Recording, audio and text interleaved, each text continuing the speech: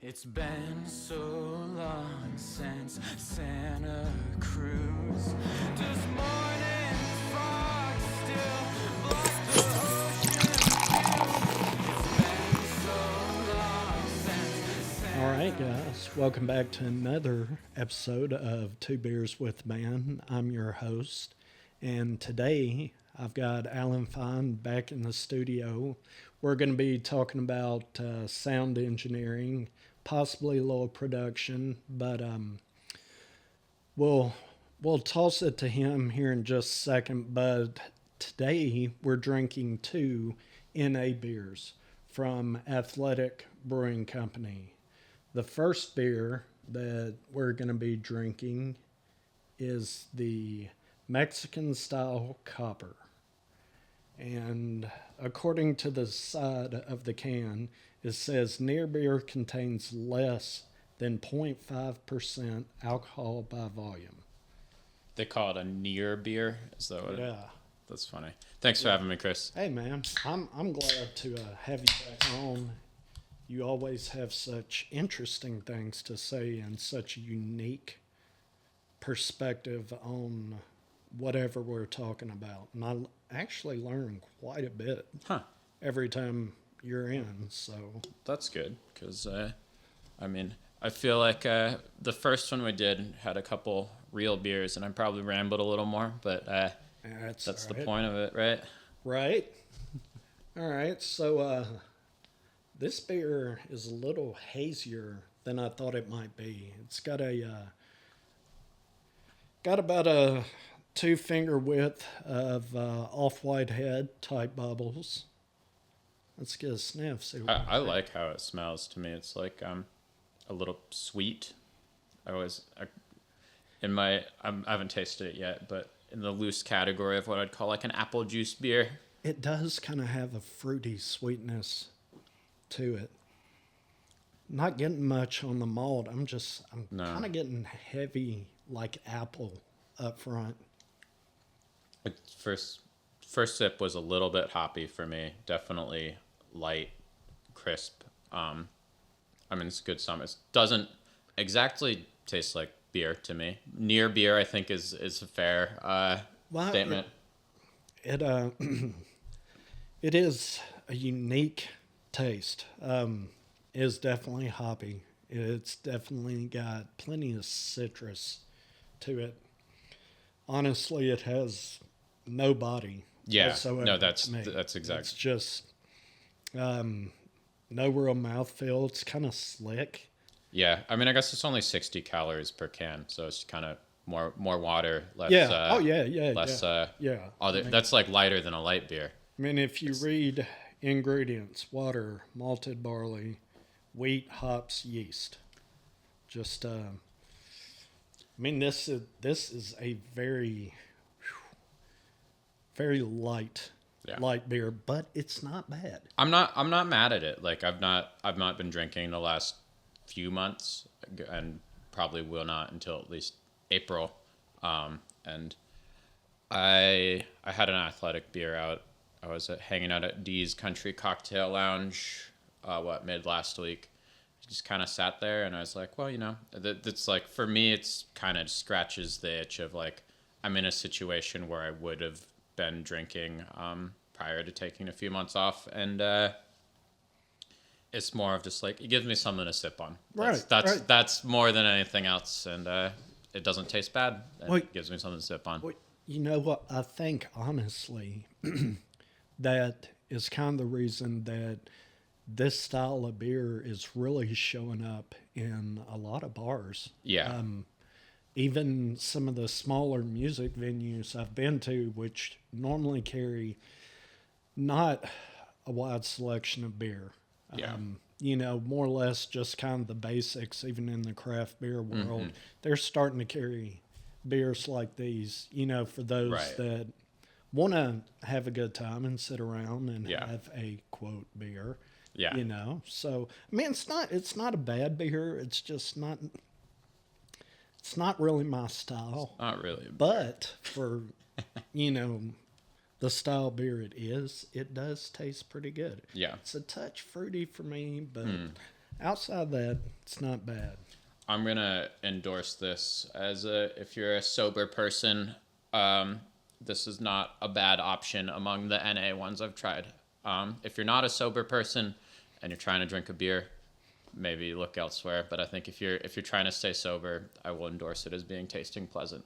Okay. All right. Well, you know what? I'm on board with it. So let's talk about you and your engineering, and Sure. tell the listeners out there and the future engineers that run across this podcast what the do's and don'ts, the mistakes you've made, what led you into engineering, and Sure. just kind of give us a brief history, or talk about it as much as you would like. Yeah. I will can have give you questions. The not so brief history. I'll try to keep it. Well, no. But I mean, I think for a long time I've resisted calling myself an engineer. I also resisted calling myself a songwriter for a long time.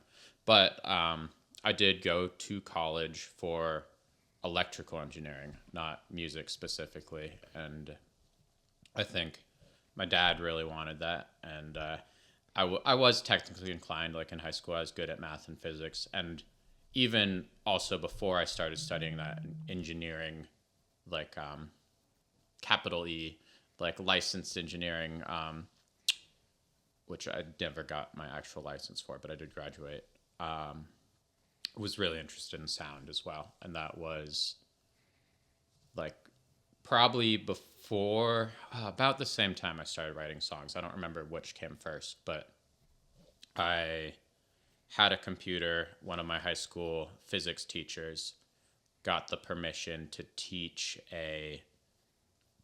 excuse me, a little bubbly, Right. audio engineering class. So that high school physics teacher was like, I want to teach a class on audio, specifically recording music. I was probably a sophomore, junior in high school, and just had been playing a little guitar. All of my friends, I probably said this last time, maybe not all my friends, but I was friends with a lot of musicians, and I thought music was the coolest thing ever. Like, I loved listening to music. I loved listening to old records. And then probably around this time, I'd gotten into bands like the White Stripes and the Strokes, and sort of that like neo garage rock revival thing. So then I was a huge fan of music, and it just clicked where I was like, oh, my friend Tim is a good guitar player. My friend Donovan can kind of play the bass, like, and it's more of like that was my way in of getting to hang out with these people and make music with them. Yeah.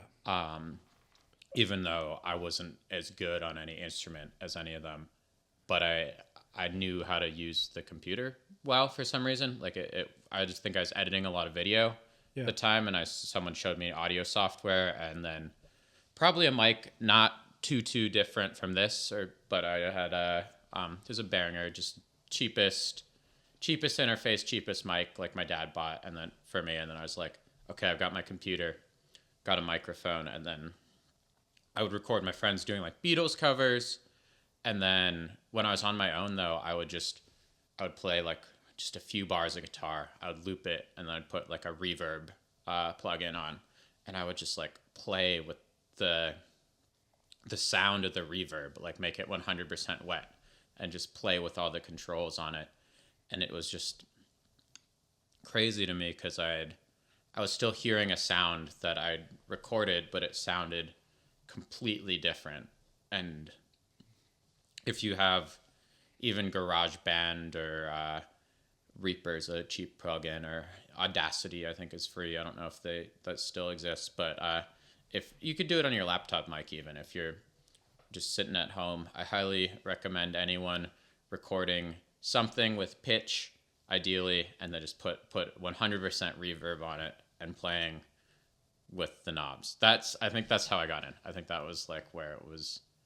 I was just like, oh, I'm hearing this otherworld sound, but it's still something I recorded. And then I was just like, I could do anything. And then I was running drum machines through guitar amps, and I had a lot of time in my hands. I lived in a small town where there was nothing to do. So it was through high school, that was kind of like, I don't know, I sucked at painting. I wasn't like that good at like I mean I guess I did sports and stuff, but like still there's just so much time and like sure you read books and stuff, but like I had so much was in a small town with nothing to do, and I was just like, oh well, I'm just gonna play with sounds on the computer. Yeah. And and then I was went to college, and was always trying to start bands and things like that. But I think midway through, I took a songwriting class, and I was like, oh well, I brought a couple mics and a couple guitars and stuff, and realized I could record my own songs. Yeah. Which I think started as kind of a project for my art, like I guess, which I don't think I was even calling it art at that point. It was more of just like I'd read the Beatles biographies, and they had like said at some point like they realized they need to start making original music, and I'm like, okay, I guess I should start doing that too, just based on the Beatles. But yeah, so then I was just recording really whatever band. I was making up fake bands for recording, even like the summer after the first summer of college, like one of my friends from high school. It was really just the two of us, but then we like overdubbed everything, and that was like one of the first band recording things. And then like I was writing some songs, and I was going around the college dorm and be like, oh, this guy down the hall plays cello, like come over to my dorm room and play cello on one of my songs, or like you play harmonica, you play piano, like. And at that point I just had a laptop, so I'd go to the music practice room and record the piano, go to the actual campus studio and record a thing, but then like go back to my dorm room and record cello in my dorm room because it was closer than the studio, or the studio was booked. So it was all just kind of like run and gun, but we had a campus studio, and I got more and more involved in there. And then I think because I was doing my own music and just putting time into it, and then the campus studio put out like a compilation CD every year of things recorded in the studio. And for some reason, I ended up mixing a lot of that my sophomore year. Like, I didn't think I was good at mixing, but someone was more of just like, I guess they just didn't have anyone to do it, and I like wanted to and was interested in it. So then I was kind of like a little crash course on like I'd done it before. And I guess I'm skipping a part. My friend Hayes Helbsper, who releases music under the name Man Underground still. He lives in Seattle now. He still puts out some stuff. But when I was a freshman in school, he was a sophomore. And there was Vanderbilt offered exactly one class on audio engineering. Well, they offered one class on music recording. They offered another class on the circuits of audio. So I guess I took both. But the first one I took was the music recording class. Yeah. And it sucked. It was not good. It was okay, but it was just the professor would pull up Pro Tools, which is like an audio recording software. It's probably 10 years ago by far the most popular audio recording software. Now there's a lot of good stuff out there. And he would just click around on Pro Tools in front of the class, and we didn't get to do anything hands-on. So I was just like, this is boring because I'm already working on music myself. Like, and I think I was able to get some stuff out of watching him click around because I was working on music already. But if I hadn't been recording music or didn't have a place to do that, that would have been meaningless to me. But anyways, kid 1 year older than me was interning at a studio in town, and it was like we're hanging out outside of class, and I'm like, oh, who's this scary kid who like smokes cigarettes and wants to take me to this studio that's like 25 minutes across the city, but like best to sit. But I was like, all right, yeah, I guess I'll get in the car and check out the studio. Like I was like college freshman. But we did, and I was like, oh wow, this is the campus studio was bare bones, but like being in like a Nashville real studio, and we just messed around. We recorded some guitars, recorded some vocals, didn't really get anything, but it was just so cool hearing it back, like good. Like it was like I'd been like bashing my head against I was having fun with it, but I wasn't really thinking about anything I was doing in terms of audio fidelity or trying to make it sound professional. It was all just like I was just having fun with it. Yeah. And then at some point I had kind of bullied my friend Hayes into producing one of my songs because I was like, dude, your songs sound so good. Turns out later, secret, he's a great songwriter, and he's a really good singer, and he's a really good guitar player. That's a big part of it. But I kind of bullied him into producing one of my songs. I feel like I like tricked him to come down to the studio and play piano on it. And then I'm like, oh, like it'd be cool if like you worked on this. And he's like, I hear this. And I'm like, oh really? Like we should keep working on that. And then I just like kind of looked over his shoulder as he was working on all of this. And I had been like recording music for fun for a couple years, and then just being in the studio with him and like seeing how much compression he put on things, seeing the way he added like multiple different reverbs to different, instead of just thinking as, which back to me just playing with knobs on a reverb plugin, but the way he's like, oh, I want a long reverb, I want a short reverb, I want like a medium, and then sometimes I'm going to mix multiple reverbs together on the same thing. And just he had like a handful of little tricks that just made it sound more like lush and good. Like I was just like, this is the best sounding like I had recorded 4 or 5 songs, me singing with that project over the summer with my friend Donovan from my hometown. But that was the first one where I'm like, oh, this is like huge step up. But I kind of was able to, because I'd been banging my head against the wall and doing it for 2-3 years already. Yeah. I was able to like really absorb a lot of his like more specific tricks, which really was like, he used a lot more compression and reverb than I ever did. And then every once in a while, if something was out of time, he would nudge the audio. So like my guitar was played a little earlier, a little late, and he would nudge that into place, which I knew you could do that, but I was resisting it for some reason. And then just seeing him do that, and I think it really clicked in my head. I'm like, oh, after he made that little mouse click and nudged that guitar like half a second to the right, it like sounded better. And I think that was really kind of clicked for me. I'm like, oh, you're doing this to try to make things sound better. It sounds so obvious, but anyways, I ended up mixing a lot of that compilation CD probably a couple months later. And then suddenly I was working on other people's music. Like it was like I'd done just a good enough job that come like my junior year at college, so it would have been 20, I was like running the studio and recording other people more than I was working on my own music. That's probably flipped somewhere in my junior year. And I was still trying to start bands, and maybe I think I was played with this band called Sun Queen, Marion Evans. She lives in Chicago. She's still putting out stuff. But I was like the guitar player in the band, but really the reason they wanted me in the band is because I knew how to record. Like everyone else, our drummer was a better guitar player than I was, but it was more of like I knew how to run the studio. So they wanted me in the band so that we could go to the studio and record and have it sound good, even though like I wasn't really the best live guitar. And we probably played like 3 gigs, and then the next year they're like, oh, we're like, when I graduated, they were all a year younger than me, and they stayed being a band, and I was like no longer part of the band. And I was like, oh yeah, they're doing their own thing. It was good, but at the same time, it was, I think being a part of that from like a creative perspective and trying to bring other people's songs to life, rather it started out as just I had a song or we were doing a cover song to someone else has an original song and I'm helping them record it, which I think there's a lot of in those early years, I guess mixing I would thought of as engineering, but like all the recording, I didn't really draw a line between production and engineering.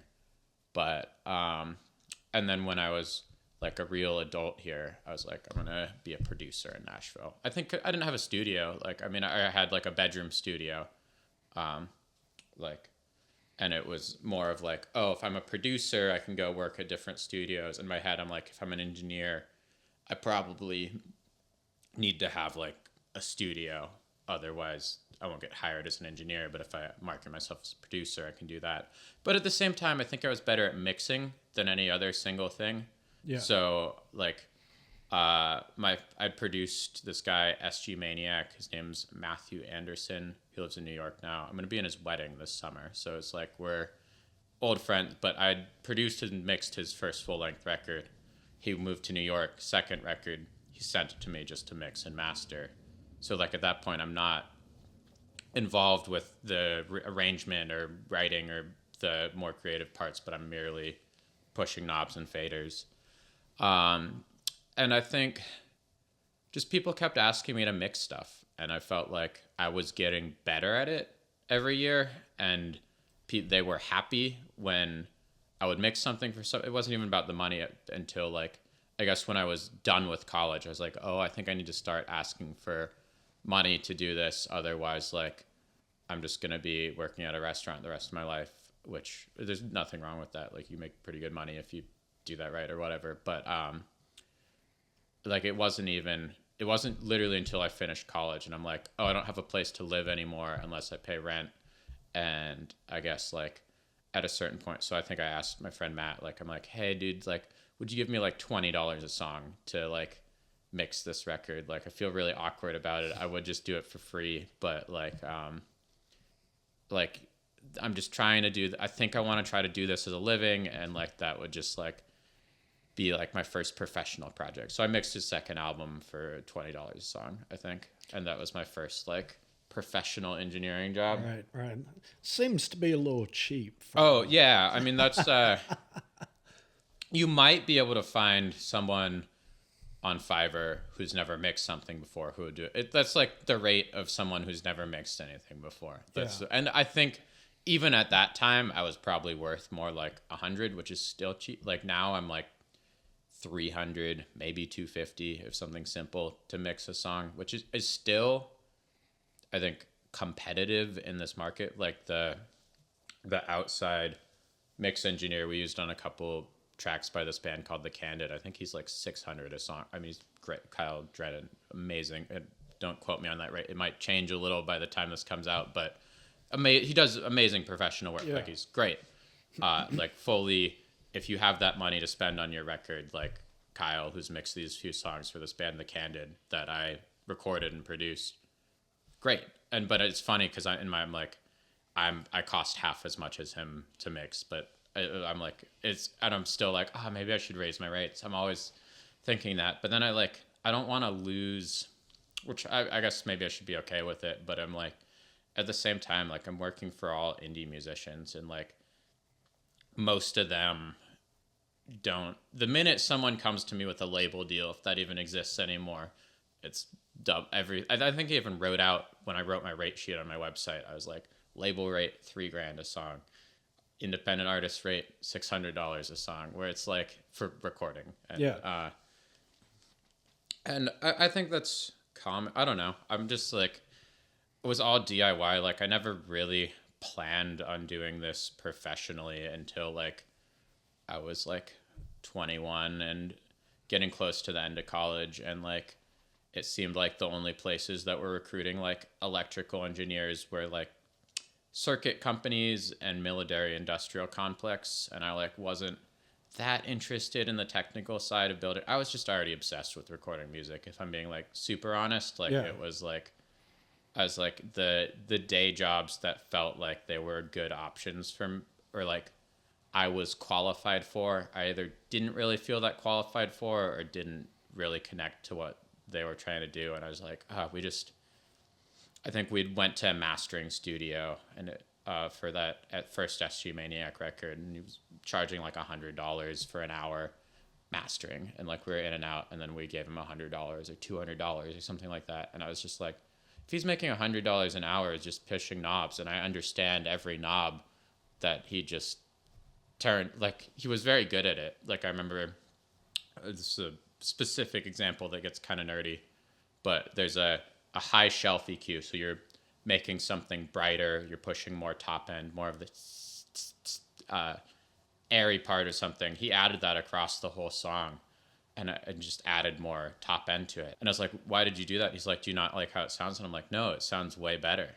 And then he's like, that's why I did that. I was just like, what? Like,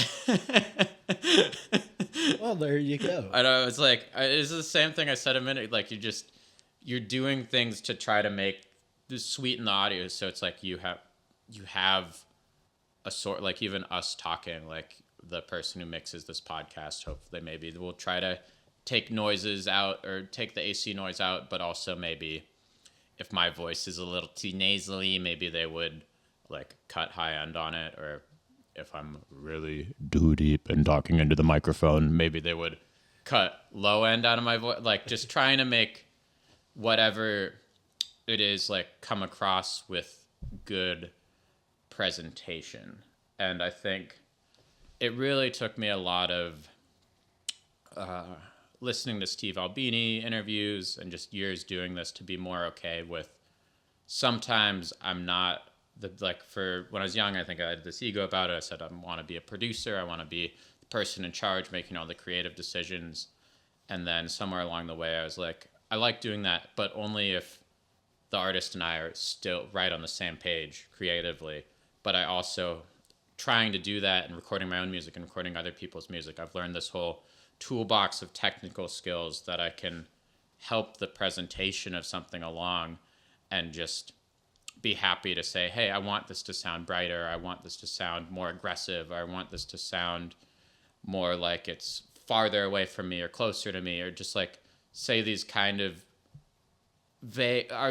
just have someone give me their artistic intention and me just try to execute that is a challenge in itself that I've come to enjoy more and more. And then I think a few years ago I started doing live sound too, which I stayed out of for a long time, which is purely engineering. Like I'm not picking the songs, I'm not picking the order the songs are going to be played, I'm not picking any of the instruments. I'm purely just listening to what's coming off the stage and seeing if I can make it sound better to the audience. And I tried to stay out of that for a long time. Like it just wasn't something I thought I wanted to do for a living, but later I was like, oh, this is pretty fun and like it pays solid money. And yeah, so maybe you asked for things I would do or not do. I'd say it's more of if someone's willing to pay you money to do something, I'd say try it. That's maybe one advice I'd give for someone coming up. Yeah. Well, speaking of live sound, I know that can be difficult to do. I've been to venues where it was just awful. And I've been to other venues, outdoor venues, rooms, things like that, where it was Amazing. pretty good. Yeah. And then I've been to some venues where it's just like absolutely awesome. Yeah. And I know that's probably a lot more of a challenge than most people think. Yeah. And if you could tell us a little bit about that, because I'm really interested in that. Yeah. I've been to venues with bands I've seen several times, and I'm like, oh, I know what song's coming up. And when the song comes up, it just seems like the sound engineer just dropped the ball on it. It's like, man, the best part was right there.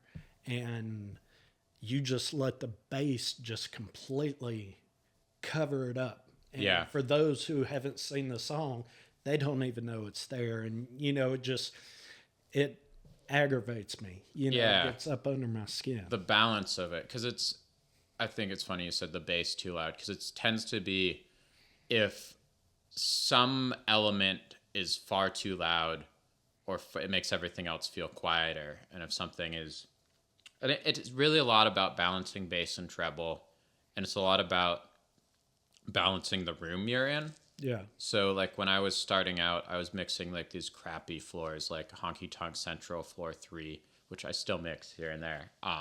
So it has a metal roof, and I just I was hired like not doing big shifts. Like it was nice that I got to dip my toe in a way where there was pretty low stakes, but I was dealing with actual, like I was at the control board. It was me doing it, but it wasn't like a big crowd. It wasn't like it was covered. Like it wasn't big stakes, but I was in control of everything. Yeah. So I got to play with it a little, which I guess in Nashville, it's nice. We have this Broadway tourist thing, and all the bars are still open on Tuesday, Wednesday afternoon when there's like almost no one in there. And like for me, starting on those like day shift gigs was like a good way to get started. But at the same time, I already knew what the knobs did.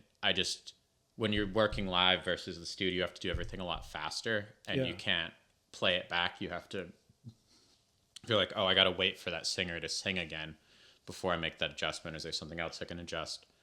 But it's a lot of like balance is such a funny metaphor for it, but like it's like you're building a tower out of Jenga blocks, or you're trying to balance a scale where you want to be able to hear pretty much everything, but not like you want, if someone's playing a guitar solo, maybe that can like I think things momentarily being out of balance can be exciting, but like the overall picture of it, you want to have like pretty equal presentation between I mean, if it's too equal, it sounds like nothing, but like, it's like the balance between something being exciting but not harsh, or being like bassy but not too bassy. And some of that's taste, but what I try to do, or what I'm getting to is before the band starts, there would be house music playing, like recorded commercial music playing, whether it's country or pop or whatever, but just songs that were recorded very well and sounded very good. And I know if you're working in a more traditional venue, like we're at a bar, so like we're playing like a radio station so that people would still hang out in there. And that worked just as well. If you're at like a traditional venue, like I know sound engineers will bring in like a iPod or a Spotify playlist with their reference tracks, and you'll play stuff that you think sounds really good through the system. And then you can kind of use that to set the levels of the speaker and the overall bass treble for the room. Yeah. So you're kind of you're figuring out what the room sounds like with a known source. And I actually do this in the studio if I'm mixing in a room that, like a studio room that I'm not in very often or I haven't been in before. I have like a set Spotify playlist, or it's on Apple Music for me now, but I have a playlist of like 10 songs that I'm like, I know what these songs sound like really well. And they kind of cover the spectrum of one is really bass heavy, or one is really bright. Like I have like a D'Angelo song, which is like really bass heavy, really low vocals. And I have like a Rolling Stones song, which has almost no bass in it, but they both are good sounding songs to me, but cover like kind of the opposite extremes. Yeah. And that kind of tells me, I'm like, oh, this room is inherently bass heavy, or this room inherently is kind of muddy in like the low mids, or whatever it is. Like, or sometimes it just sounds great, but which is makes everything easy. But more often than not, there's like something that I'm like, oh, this is going to be the problem spot in this room. And then if I'm live, I get like, if I'm mixing on like an M32 board, or the Behringer X32 Midas M32, which is kind of like, they're the most common ones on Broadway. They're fairly inexpensive consoles that are good. They tend to be pretty common, but it doesn't really matter. But anyways, you get like a 6-band EQ on your master bus going out on all the speakers. And I'll kind of sweep around in that, and I'll try to cut out frequencies that feel like they're building up too much in the room. Yeah. And then that makes, when the band actually starts, it makes my job a lot easier because the speakers are already sounding good. And then from there, there's a level of dealing with the band themselves, which is personal. If the guitarist is just way too loud or way too quiet, and if it's a professional band that's been doing it for years, there's a very good chance they'll have that more worked out and dialed, and they might even have their own engineer who tours with them.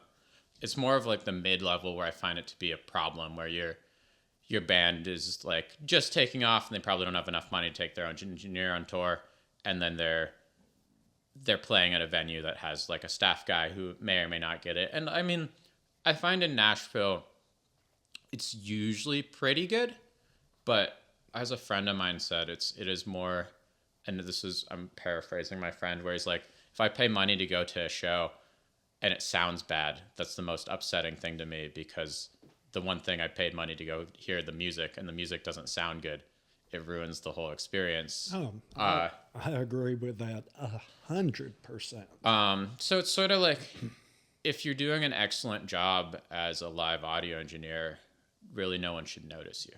It's just kind of funny. It's like almost a backward thing to say, but it's like, it's really not about you at all. It's about presenting the songs and the people on stage the best that they can be presented. So I just think like the perfect audio, like it's the better you do, the less people notice you, which is kind of ironic, except for usually the bands and musicians who all thank you afterwards for doing a good job. Yeah. And that's kind of why I'm still in it. It's because that's always been me, like wanting to be friends with the musicians and being a part of it, and having like the band on stage thank me for doing a good job means more than having the whole crowd give me a standing ovation personally.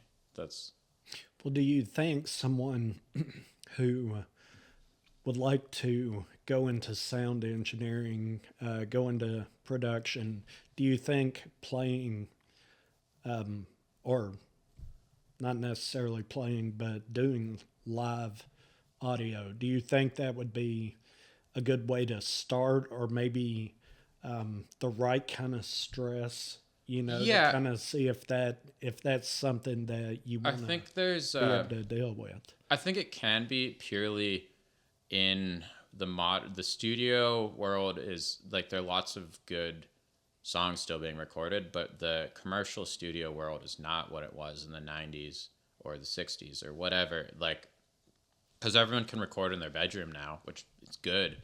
Like, it's much easier to make a living doing live. So I think even purely for that reason, but also I think it puts you under this pressure where you have to figure out how to use an EQ really fast. And ideally you do figure out how to use a compressor at some point. But I mean, lots of good engineers probably don't really know how to use a compressor that well.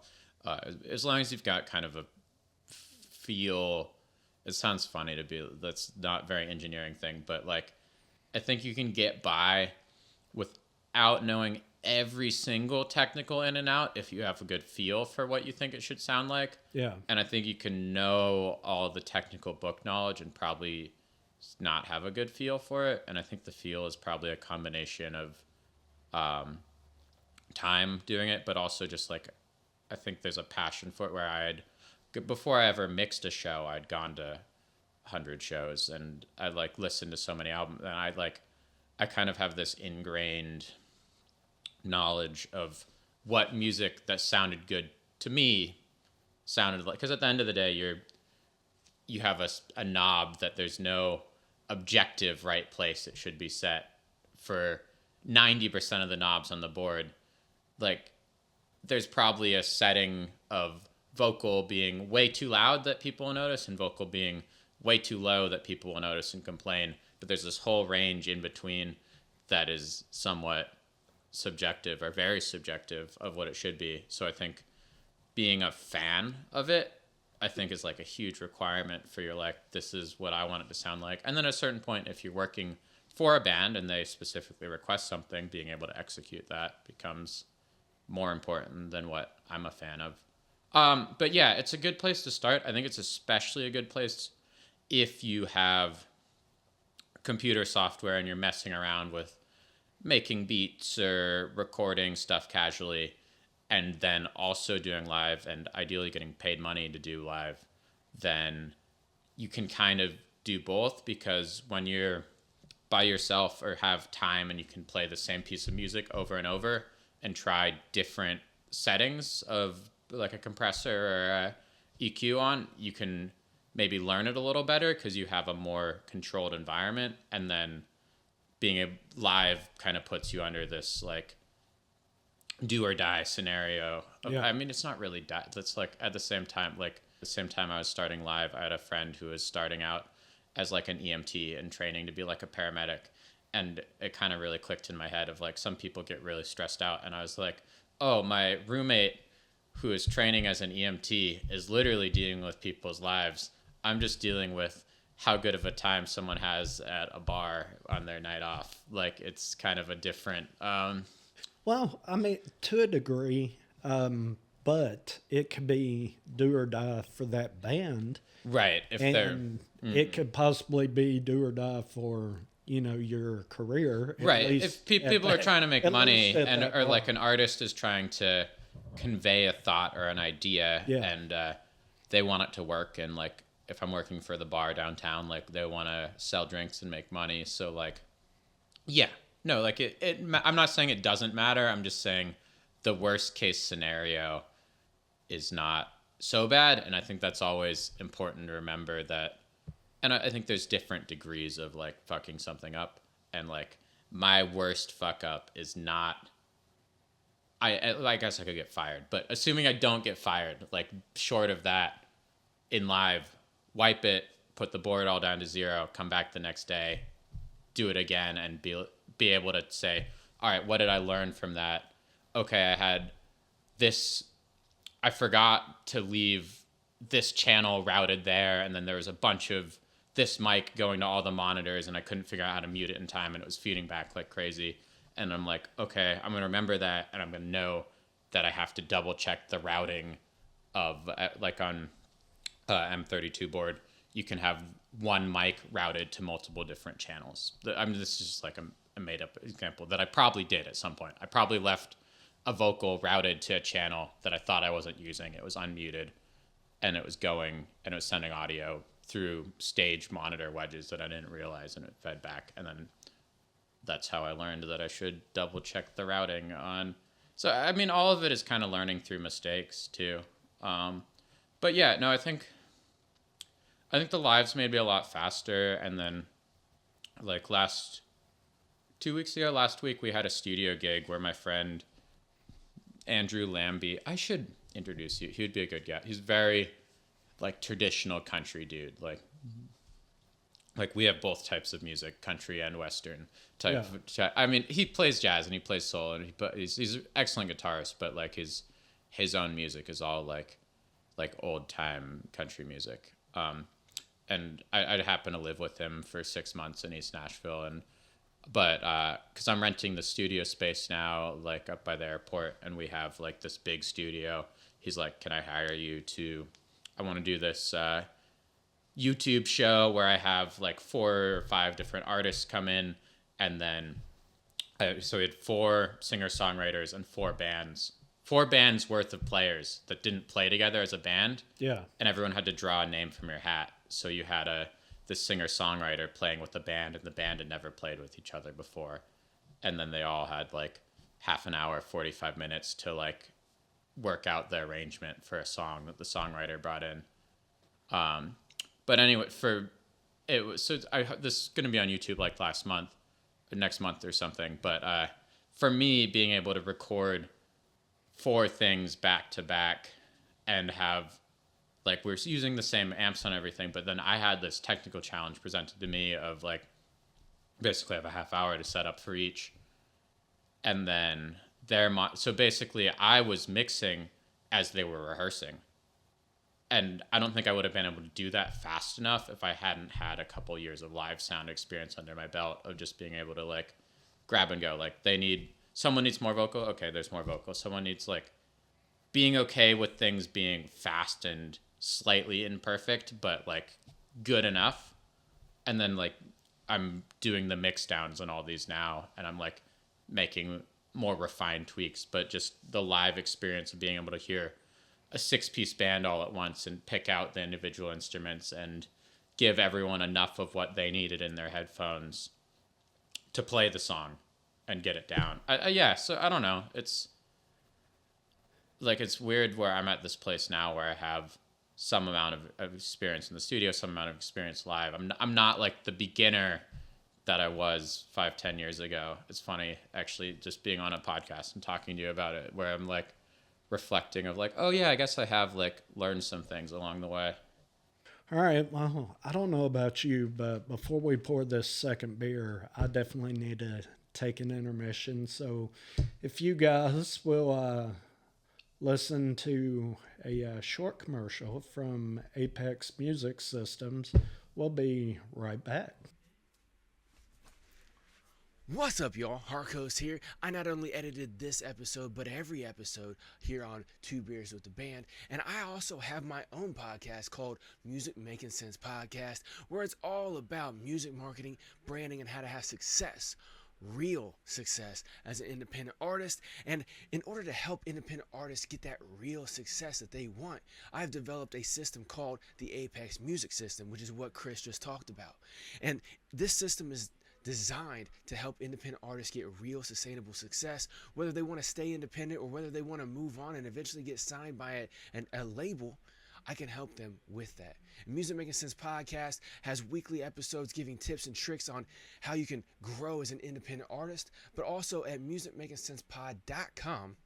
You can find all the courses and services that I have available to help work with you one-on-one to help you get that success that you want in the music industry. Now, whether you want to be like Allan and work behind the scenes a lot more and actually have that real career in music like what he has, or whether you want to be on the microphone, which is what he likes to do as well too, but you want to be on the microphone or you have an instrument that you play and you want to do that full time, I can help you get a blueprint put together and a steady track on that growth that you want to get where you want to be in the music industry. So go to musicmakingsensepod.com to find all the links to the podcast and to all the courses and services that I have available so you can join the Apex Music System and put that together to work for you to help you get that career that you want. Oh, they're coming back now. So let's get back to the episode. Don't forget, musicmakingsensepod.com.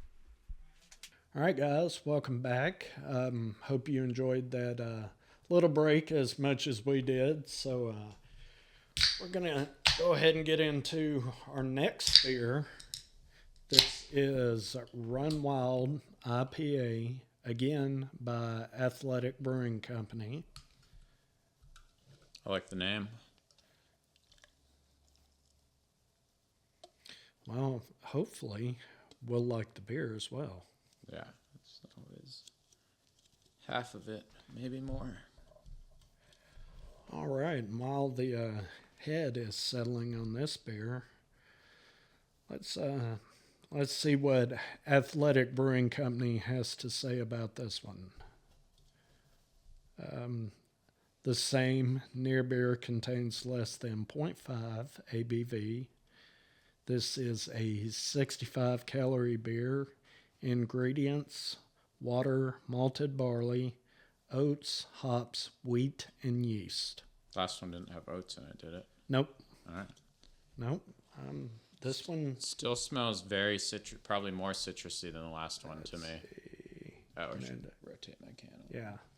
All right, and as we can see on camera, this one's a little bit clearer than the last one.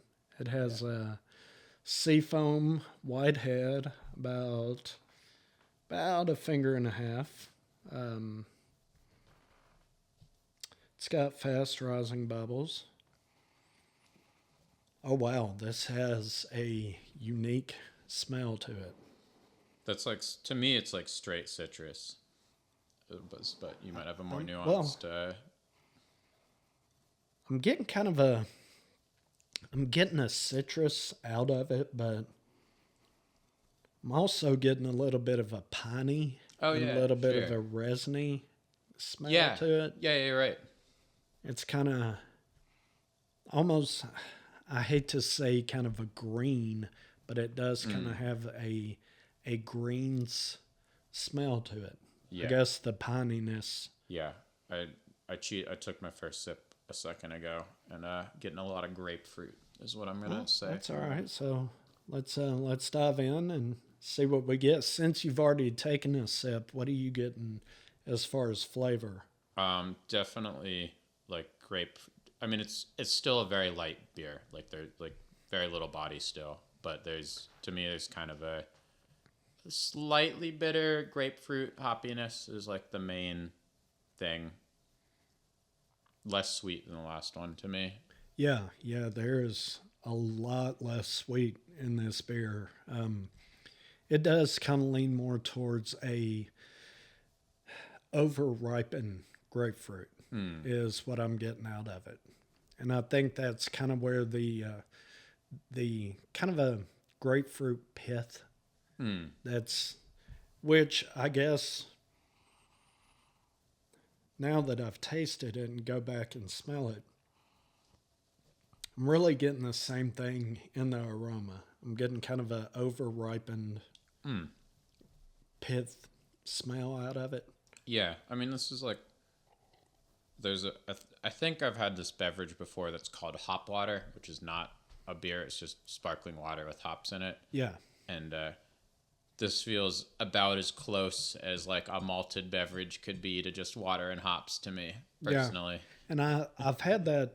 I think I've had that hop water in the past, and I was very unimpressed. Yeah, you seem like. I mean, I'm not surprised based on your just the handful of times I've been on, and also hearing you talk about some of the beers on other episodes. But it's not. It's not a. I mean, this is. I think near beer is, again. I'm gonna say that's fair. This doesn't like it resembles a beer, but is not exactly a beer. I think is what I'm gonna say. Yeah, That's well, I mean, overall, what do you think about this? Would you drink this beer again? yeah. If I was trying to hang out, like I wouldn't necessarily go out of my way for it. I think maybe in the summer.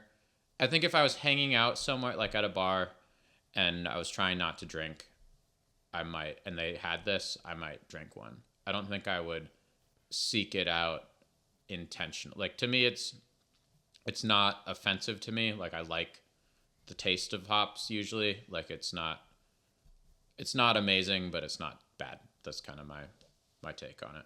Okay, well, out of the two beers we've had so far, which one do you like? I prefer the first one. Actually, I do too. Yeah. It has a little more of the flavors that I expected, and they were kind of in proportion the way I would expect them. And quite honestly, this beer to me, it leans a little hoppy, leans a little piney. Yeah. The finish is bland, but I don't know. I'm just out of the two beers we've had, I prefer the other one over this one, hands down.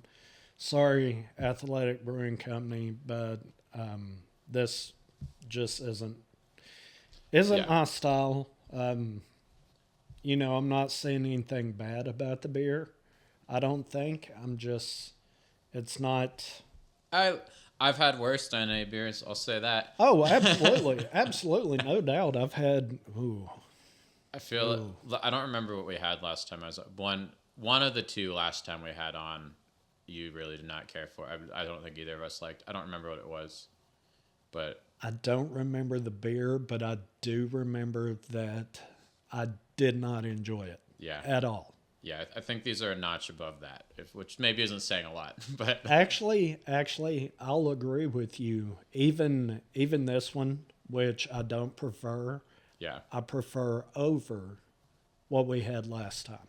the beer that shall not be named because we don't remember the name. Yeah, I probably should have looked that up before we started, but it's fine. Yeah, too late. So let's talk more about where you're at nowadays. Sure. With the engineering and you know what's changed between when you were at Vandy and you know how you approach engineering now. Yeah, I mean, the biggest thing is like it's my job now. Like I'm also an artist, also a producer, but like engineering is my job now instead of what I do for fun. So I think I try not to lose the passion of it. And like, I think sometimes late night at Broadway, like I'm pushing faders or whatever, I'm like, I'd rather not be here. But like if I'm in a studio with an artist, and even if they're bringing in a song that isn't like directly my favorite song ever, I still have to remember that like this is an artist who's bringing in their song and they're tasking me with recording it, and like that's an honor and a privilege to help bring someone else's art to life, and that I get to do that for my job is basically my dream job. So Well, do you feel like it is your task to translate their art into something palatable? yeah, yes and no. I think it's my task to translate their art into what they want their art to be. And I think that's more important than it being palatable to me or someone else. Like if I'm hypothetically producing like a noise metal band, like maybe it shouldn't be palatable at all. That would be watering it down and ruining it. Or like I don't know, like I think a lot of people don't understand jazz, and like I probably didn't understand jazz as like a kid, and whatever it is, if there's something, it's more about the artist being happy with it than me being happy with it. If I'm engineering, if I'm producing, I want to be happy with it too. But if I'm just engineering something, like it doesn't, regardless of it, if it's, I try very hard. Like I think maybe there's a little, if I love the song, it's not hard to try. I'm like, I just want to make this sound great. If I don't love the song, I still try just as hard to make it something that represents the artist's vision, because that's what I'm hired to do. And I think I listen to a lot of Steve Albini interviews. If you're not familiar with it, he's started out as like kind of this industrial punk singer guitarist, but then went on to record records for the Pixies and Nirvana, and he recorded Nirvana's third album and didn't take royalties on it. And he's huge on like, he's like, I want to be paid like a plumber. He's like an audio engineer because he doesn't call himself a producer. He just calls himself an engineer. And maybe when I was in college, I saw some videos of him talking, and I didn't really get it. Like, I was like, well, why did you want to do that? Like, I'm like, I want to be a producer. I don't necessarily want to be just an engineer like that. But as the years have gone by, and I'm like, oh, I can make this. I think he has a point about if someone comes with something that I don't understand, it's maybe not my job to try to make it into something different than what it is. It's my job to capture it as the artist wants it to be captured. Do you think that, or if an artist comes to you and you've never worked with them, and they say, okay, I would like for you to engineer and produce my song. Yeah. They're just starting out, so Yeah. they may Right. not even have a full band, but the song requires A full band. a full band. Do you sit down with that artist and say, okay, what do you want this song to represent? Or I mean, how would you, if I was that artist coming in, Yeah. what would you do before we Usually, if they're up for it, I ask them to make a playlist of songs they would like their song to fit on. And that kind of tells me the palette. That tells me, like, I'm like, and instead of just copying one thing, if we can copy parts of 5 different things, we now have something new. And then if they're up for it, I also like chatting with them a little about, like, what are your favorite artists ever? Like, what made you want to start getting into music? Who are like, because sometimes those are totally different things. Someone's like, oh, I want to be a country singer because they're in Nashville, and they're like, I can kind of do a yeehaw accent or whatever and pick a little guitar. But then you talk to them about their favorite music ever, and they might be like, well, I grew up listening to like the Beatles and Elvis and Miles Davis and stuff. I'm that's totally made up scenario. But then me knowing that what their gold standard is, as well as what their like realistic, like this one song should sound like this specific thing, but then this is the other music I also like, kind of gives me a more full picture of it. And like I said, I don't like copying songs verbatim, but I have no problem with copying one element from 5 different songs. Like I think that's a big part of my job, is someone saying like, I like this drum sound, or I like how this guitar sounds, and trying to copy a specific thing. Even when I was first producing for like my friend Matt, SG Maniac, like I think before I even produced for him, he sent me something as like, I love the synth sound on this. And I was trying to recreate the synth sound on it. And I sent it in like Logic stock synthesizer patch. I like emailed him like a synth patch. And he's like, this is great. This is the synth sound. And it wasn't anything too complicated, but he was just like, he's like, I was the purest example of, I didn't give him any notes. I emailed him a preset for a synthesizer in Logic, which is a computer program. And then he was able to play with it. And then he made a song that was kind of a ripoff of this other song that he told me to copy the synth sound from. But at the same time, it was like, I was training my ear on the sound part, and then also like kind of we're very good friends, but also like kind of landed me in a weird way the job producing for him, because he's like, oh, Alan knows how to copy sounds. So then he's like, I want to do something with this sound, and like I could get him that sound. Sorry, there's a little bit of a tangent. Yeah, so I'd talk with the artist about really what they want to sound like, and to me, the easiest, fastest way to do that is just like a playlist of stuff they're listening to that they want to fit on. Like this is the stuff around it, and I mean maybe it's reductive, maybe it leads to like music that sounds like other music, but I think if I've never worked with someone before, that's like a good starting point. And I mean, I'd be psyched if their playlist was like hugely varied and made no sense. Like it wasn't like a cohesive playlist. They're like, I want to sound like David Bowie, but also Waylon Jennings, but also like this rap group, but also like Bjork. Like that would be sweet. But I think a lot of times it's like the playlist is kind of like, you're like, okay, all these songs have like acoustic guitar and violin and like soft brush drums in them. So I'm like, I'm going to do acoustic guitar, violin, and soft brush drum. Like I kind of just listen for similarities between them, and I'm like, that's probably what they want for their song, because this is what they sent me 5 songs. They all have these 3 things in common. Those are probably the 3 things they want for sure in their song. That makes sense. Yeah. I've never thought about it like that. I've always wondered, what it would be like as an artist walking in, and meeting someone for the first time, and then just saying, okay, I'm going to play my songs. And once I play my song, I just kind of let, this person that I haven't met, Decide.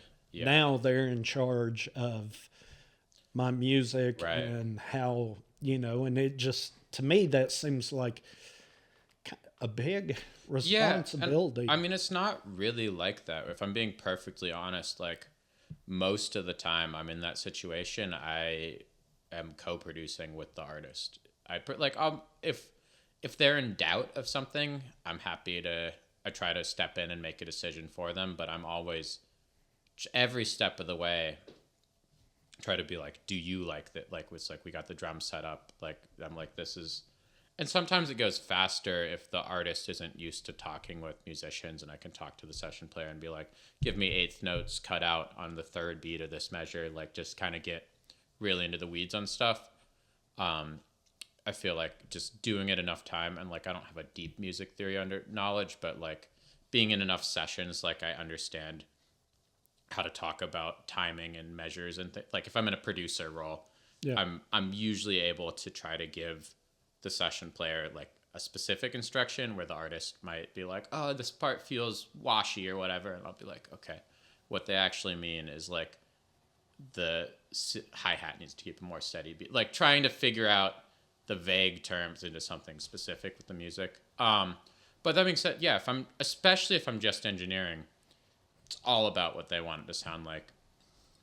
Often I'm in the place of engineering and co-producing with a new artist, and I try to have them have as much agency as they can. And a lot of times towards the beginning, I'll say, I could maybe hear synth, this type of drums, whatever, and we'll flip through reference tracks, or if it's something quick I can do myself, I'll just bubbly beer. I'll just like, I'll be like, oh, I'm hearing maybe this, like, give me 5 minutes on the computer, and I'll give you like a demo of like, I'll just click in some a drum pattern, or like play a little bit of keyboard on it. And then with the computer, you can kind of make a keyboard sound like violins, or sound like organ, or sound like piano, or like you have kind of all these choices.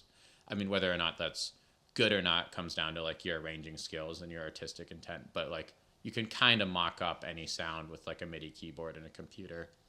So a lot of times I'll be like, imagine if this was actual violins, or sometimes we'll just be like, that lets us try ideas a lot faster without calling in a session player. And then if it's something that we're like, all right, we really want to hear like an actual trumpet on this, like maybe we gotta like call someone or what. Yeah. So, I mean, I guess to your point, I try to give the artist as much agency as I can. Do you think that that's a good idea all the time? Or have you ever run into an artist where y'all sit down, you talk about it, you have a final product, and it was something that you weren't happy with because you're like, you know what, I don't think the artist knows what they're looking for. It's probably happened a few times. I almost don't want to say when because I'll be Well, But no specifics. but yeah, I think it's happened a few times, and I think there is sometimes a blurred role of like I'm maybe whether or not because I feel like even if I'm in that scenario where I'm kind of hired as a producer, I see myself as maybe getting like 1 to 2 disagreements with an artist per session, or like 4 or 5 disagreements with the artist over the course of the product. But if I disagree with an artist more than like twice within one session, I'm probably going to get fired. Like not exactly that clear cut, but like if I'm just a contrarian on everything.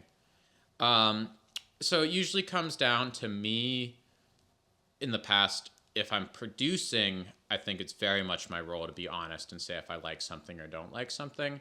Yeah. If I'm just engineering it, I don't think that's even my role at all. It doesn't matter if I like it. It only matters if the person who hired me likes it.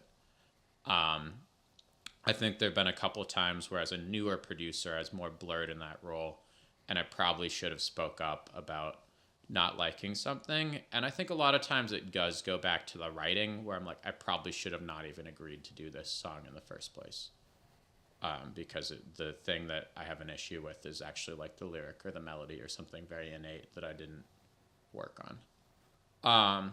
But I'm okay with that. I think like it's really only happened like a couple times to me where we've had the final thing and I've not been stoked. I think now I have a lot of them where I hear it back now and I'm like, oh, I could have changed this little thing or that little thing on it. But I'm okay with that because I get to do another song and I get to learn from like, oh, I wish I had made that drum beat a little or cut out that kick drum or whatever it was. Like I would rather work on the next thing than go back and obsess over changing something that I could have made a little better 5 years ago. And I hope that the people, the collaborators I've had on this music would feel the same way as well, I guess. Well, yeah, I just, to me, it seems like producing and engineering run a lot more hand in hand than maybe I thought about when we first sat down. Well, it depends. Like if I'm running live sound on Broadway or even like we did a little show out at the farm. I'm part of the studio now called The Pastor with Sarah Manzos and John Wilcox. It's kind of in their backyard. And it's the studio. I'm basically renting a studio space from them. They threw a show in their backyard. They hired me to run sound for the show. So I was like not in any of the bands. I was just getting it all set up, like running live sound for it. And I had no production say on that. I was purely plugging in cables, moving mics around, twisting knobs, but still had a great time. But I think in the artist world, in terms of recording music, often I'm doing both because I'm still have I have a nice studio now that I rent, but it's like still have kind of this DIY mindset where I haven't had any label, like everyone for the most part clients have, sometimes people start like a GoFundMe or something to pay for their record production costs, but largely it's like the artist is paying me out of their pocket because they think I can help them make something better than they would be able to get on their own. And then the amounts they're paying me are not usually high enough for me to like subcontract a different engine. Like we'll pay for, like if we want drums or a guitar player, like we'll pay out for session players. But I think mostly because I can engineer, I do, because it saves money. I'm able to be like, okay, I'm going to hire myself as the engineer for cheaper than anyone else I know who would do, like if I'm just someone like really indie artist gives me $600, which usually, not to get too in the weeds, but usually if someone is like giving me a less amount of money, I'll take a higher percent on the song. But I'm like, I believe in this. I'll produce your song for $600 and 20% of the master ownership. Something like that's maybe ballpark of where I am now for like an indie artist who like music I really like I don't know, a band like Toy Dinosaur or something. Though they like owning higher percent. Sorry, too in the weeds. But if I'm working on something for like them, it's like I have to wear a lot of hats because we don't have enough budget for too many bodies to wear a hat. Like it's cheaper to buy a hat than it is to buy another person to put that hat on. Usually. Nice. Okay. Yeah. Well, do you think being an artist yourself, do you think that, well, of course it helps. So, do you think that a good producer, a good sound engineer has to be an artist as well? Not necessarily. I think maybe it brings perspective to it. And also, I think in a weird way, I'm more okay now that I'm like very actively working on my own record. I would almost lean towards taking someone's like, I want you to engineer this versus producing this. I'd be like, great. I remember very specifically getting fired from a job as a producer because I like just disagreed with what the artist should be on the vision. And I think I don't resent them at all because I think we tried it my way. We tried it their way. I didn't like what they liked. They didn't like what I liked. And it was, in that case, like firing your producer is allowed. Maybe encouraged if it's truly not a good fit, because if it's not a good fit, you shouldn't. But I remember very specifically someone who was in the band and associated with the band. Like, I was like, I think like it should be like this. I'm just trying to make music that I'd want to listen to. And they're like, well, you should work on your own artist project. And I was like a little taken aback. And I think they had a point for engineer. If I was purely the engineer, then it's like, yeah, I'm having my own outlet for my art. I think lets me try sounds that I wouldn't necessarily. I tend to be a little more experimental and try to figure out stuff with my own art. Now that I have a band, I have a little more pressure to promote it, but I think it lets me try things creatively that I then don't have to force on other artists I'm working with as like, oh, I have this idea for a weird guitar sound.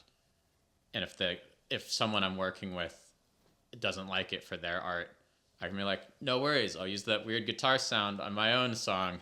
Whereas if otherwise it would be a little harder for me to be like, well, what am I going to do with this weird guitar sound I came up with?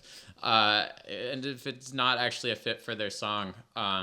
But I think that being said, like, I'm sure there are amazing producers and engineers out there who don't make art themselves, I think. But they probably work for people where they really get it and they're on the same page. And that becomes, because there's been situations where the records I'm producing, I'm not working on my own songs at the time, and I'm pouring 100% of my creativity into the person I'm producing. That's definitely happened often. So I think probably a lot of good producers just do that. It's like, this is their focus. Like, they're working for someone else on their thing, and they're going to give it their all. And I think that's valid too. Well, you say pouring 100% of your creativity in, let's say, 1 week. Yeah. How many hours in that 1 week are you working for that person?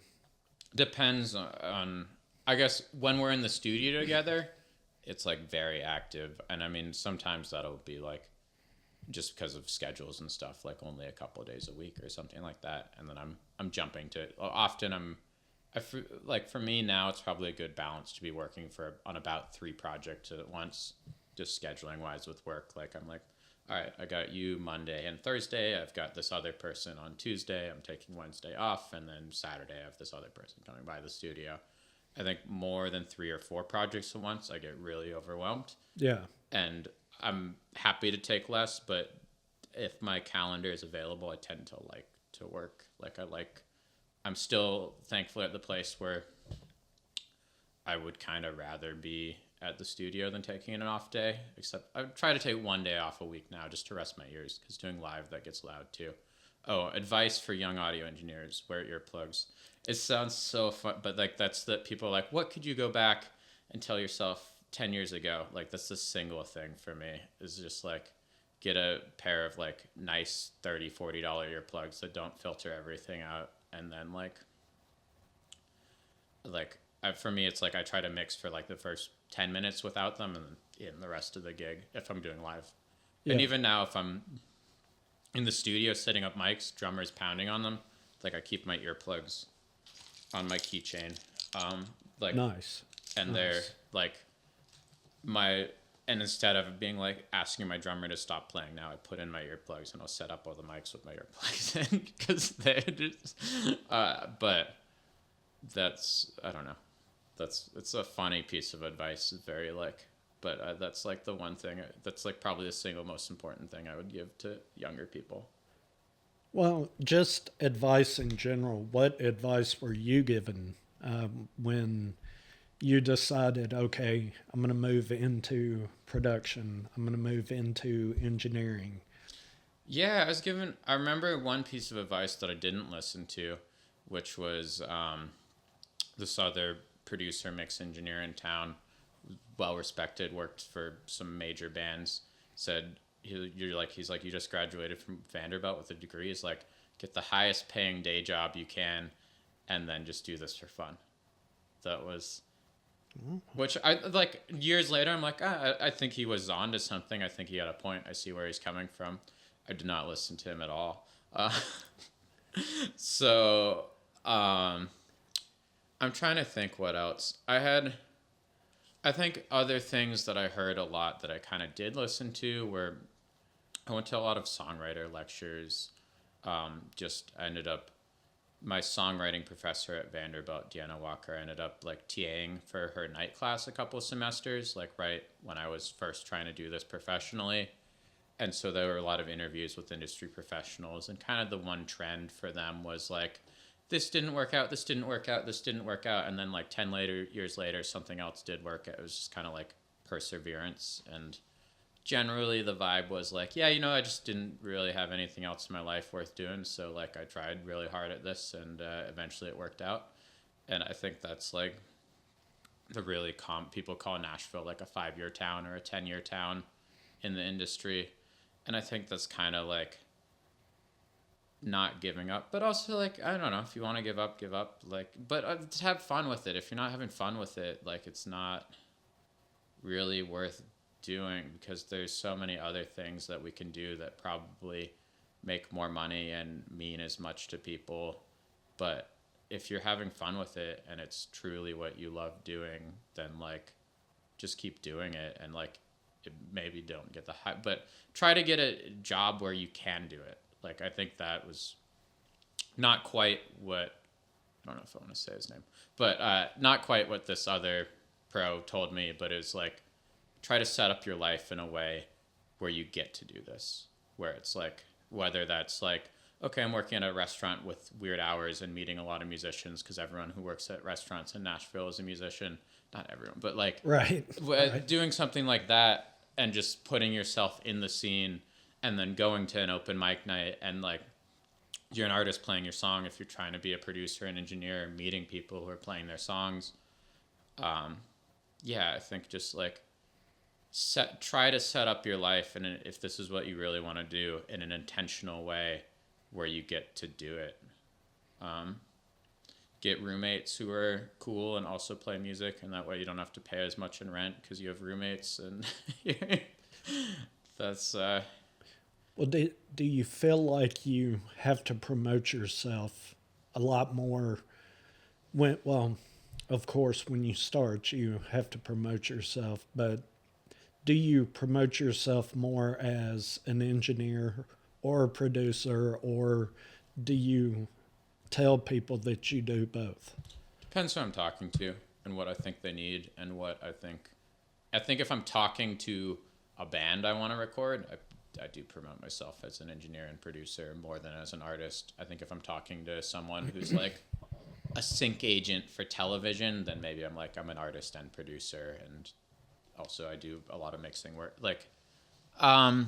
So yeah, I guess it depends who I'm talking. Like I try to, which I mean, this sounds like a little like Machiavellian or strategic, but I'm like, what do I want out of that interaction? Do I want to record their band, or do I want to play a show with them, or like ideally, like we get to know if it's someone who I'm truly meant to like gel with, like I don't know, Brian Young from Toy Dinosaur or whatever.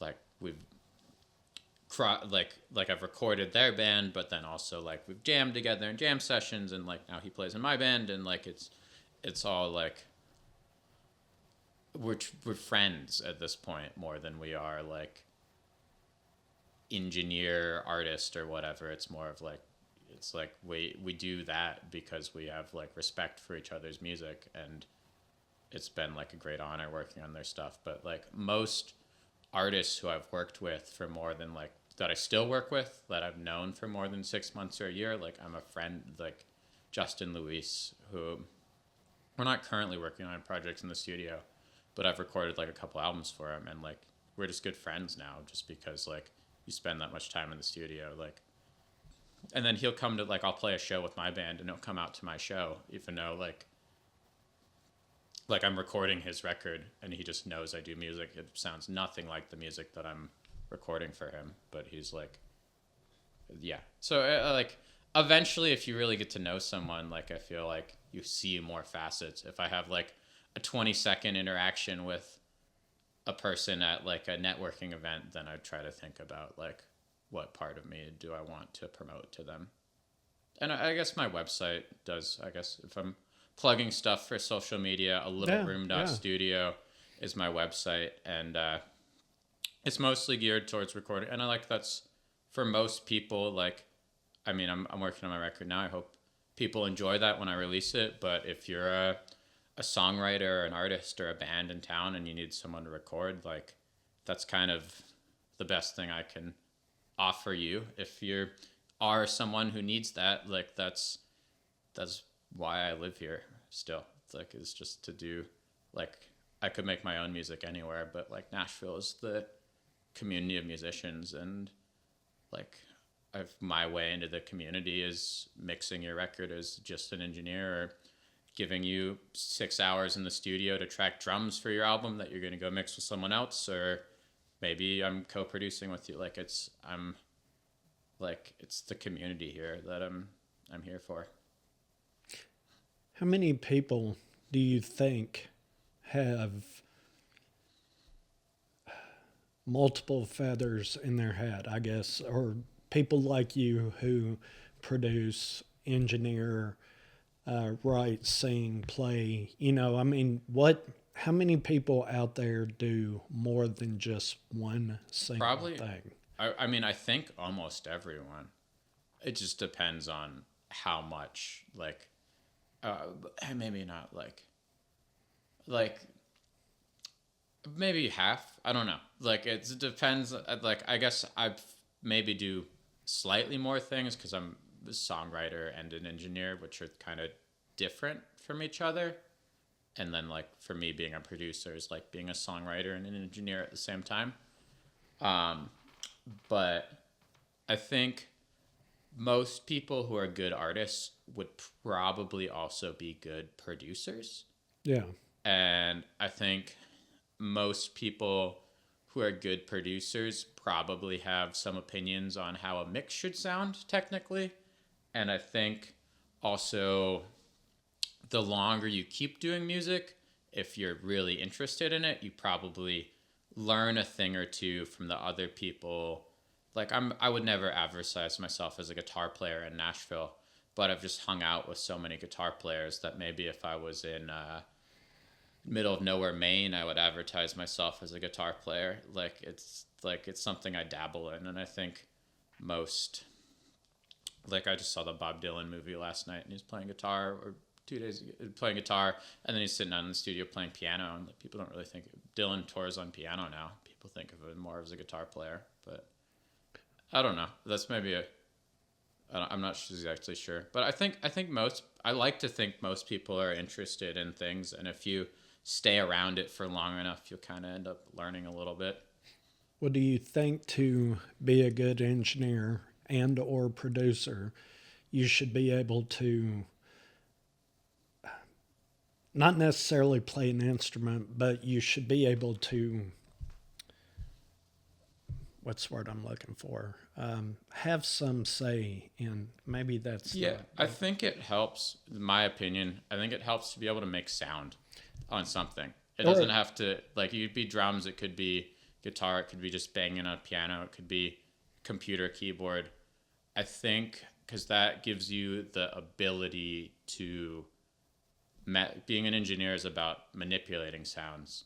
And I think having a way to create sounds, or even maybe a singer even, but just having some way to create a sound then you can manipulate gives you more opportunity to learn and grow. Like when I started out, I was the crappiest guitar player in the world, but the fact I had a guitar gave me something to record and mess with the sound from, even though I sucked at playing. Well, I haven't thought about it like that, but once you explain it, it does make perfect sense that you have to take sound and do something with it because that's your job. Yeah. And I wonder how many people out there who promote themselves only as a producer.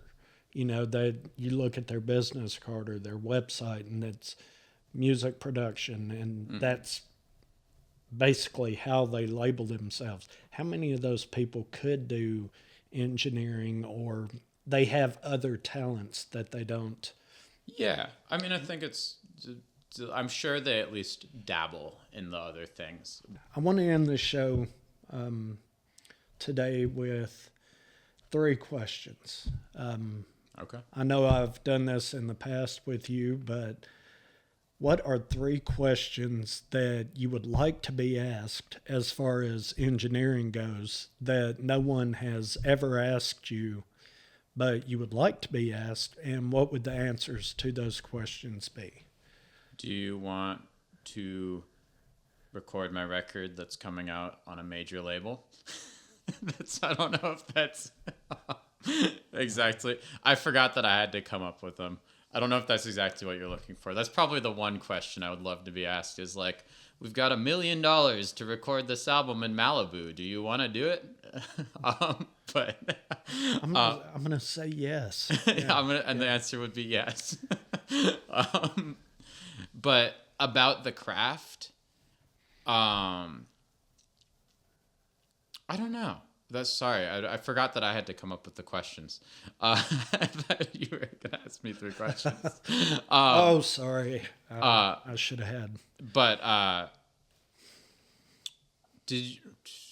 really blanking. You emailed me some questions a while ago, right? Yeah. I don't remember what they were, but I guess... Yeah, I mean, the number one question that I like being asked is, do I want to work on something? I think I don't mind. I actually do enjoy it when I'm in the studio and someone asks why I'm doing something or how I'm doing something. And I do, if there's a specific thing, I do like getting into the nitty gritty with someone who cares. Like, especially if I'm working for a singer-songwriter and their music and they become curious about like, oh, what are you doing with that compression? Like, I do like talking about it. But, and usually it's very situation dependent. Like, usually, like, I'll use compression on a loose level, like, controls the dynamics of something. If something gets way too loud, it knocks it down. Or if it's a little too quiet, then it, like, can, by bringing the loud things down, you bring the quiet things up. But, and that can be, there's kind of an art of doing that a little differently if you're working with like a snare drum versus a voice versus a bass guitar, and the style of music and how long of notes they're playing and things like that.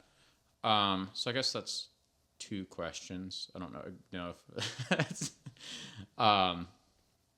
did you have anything else that you wanted to ask me? I'm blanking on a 3rd question. Okay, well, random 3rd question. creamy or crunchy peanut butter? What's your favorite? I go back and forth. I think if I had to live with just one, I would do creamy, but probably every like third or fourth jar, I'll buy a crunchy one to change it up. Okay. If I open your refrigerator right now, what am I going to see more of? I think I have a jar of each in my fridge at home. No, I mean just in general. What item do you have the most of in your refrigerator? I keep a lot of tofu in stock. I'm not like a full-on vegan, but I eat mostly plant-based. I'm like, yeah, that's a lot of tofu. I don't have a lot of other stuff in my fridge. I have a lot of carrot. Like usually I'll buy vegetables to cook something, and I don't keep a lot. A lot of bread. Okay. All right. And I guess one more question. What's your favorite color? Lately I've been into like teals or like aquamarine colors, but I do like the color of like golden sunrise sunset light. Okay. So the cover of your next album should have a lot of golden sunset color. That's a good. I'm trying to come up with the cover of the next album, so that's actually a good guiding thing, and I think there's a lot of imagery on it about like sunrise on that album. That's a good idea. Thanks, Chris. Okay. Well, hey, if I can just get my name on the back somewhere. Art design. Yeah. All right, guys. So let's go ahead and have you plug all your social media stuff. Anywhere anybody can find engineering, production, your music, your band, anything that you want anybody to look at. Yeah. So I'm pulling up right now. My website is alittleroom.studio, and that links to pretty much everything else I have. Otherwise, Finite Allan, that's FINITEALLAN, on Instagram, and that's also my email, finiteallan@gmail.com. Allan, like Edgar Allan Poe. But yeah, if you go to my website, alittleroom.studio, that has links to everything else, as well as I believe there's a form at the bottom that loosely syncs with my calendar and has some studio time. I try to keep it a certain amount of days that are not booked will actually show up on the calendar at the bottom. You should be able to like click a button and book me. But if you want to just grab a cup of coffee or something first, you're interested in working on some music recording or just picking my brain on something, email. I think that has my phone and email on the website as well, and those are great for reaching out. I'm not on Instagram right now. I will be in February, so you're welcome to reach me there, but I just won't see it till I'm done with this record. Okay. All right. Well, that's fair enough. All right, guys. I hope you enjoyed this episode of Two Beers with a Band, and hope you guys enjoyed our little review of Athletic Brewing Company's beers. Again, I'm sorry it's not my favorite by any stretch, but overall, it's not a bad beer. All right, guys, until next time.